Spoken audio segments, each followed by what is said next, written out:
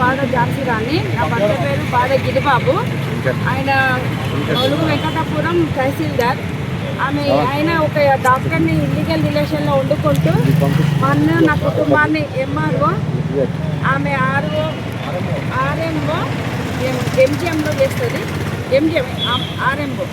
ఆమెను పట్టుకొని మమ్మల్ని మాకు చాలా అన్యాయం చేస్తున్నాడు.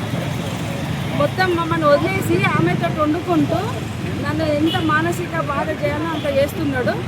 అన్నీ ఏందో చాలా ఘోరం అంటే ఘోరంగా మానసికంగా నేను బాధపడుతున్నా. నాకు న్యాయం జరిగేదాకా నేను పోరాటం చేస్తా.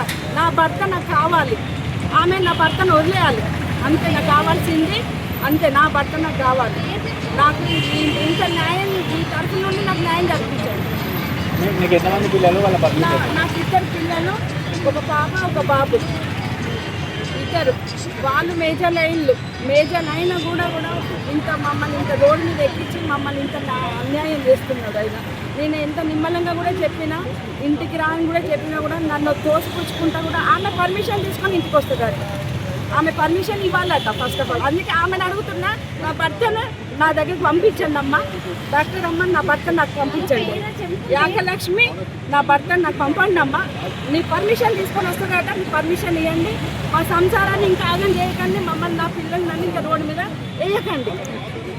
సన్నిహిత, ఇవాళ మేము పోలీస్ స్టేషన్కి వచ్చాము. మా డాడీ ఇల్లీగల్ రిలేషన్ పెట్టుకొని 5 years నుండి మేము వదిలేసి వచ్చిండు. ఆమెను పట్టుకొని మీరు మాకు అవసరం లేదు, మేమే ఉంచుకున్న వాళ్ళలాగా మాట్లాడుతున్నాడు.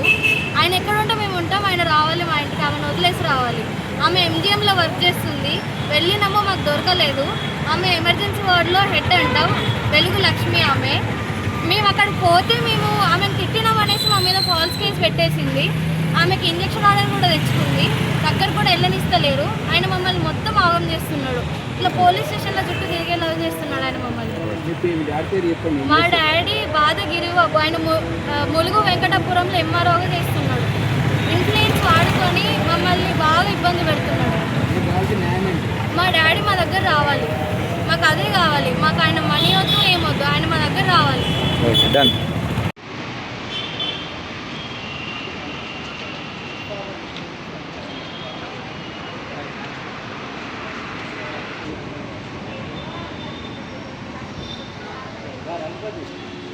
Gracias.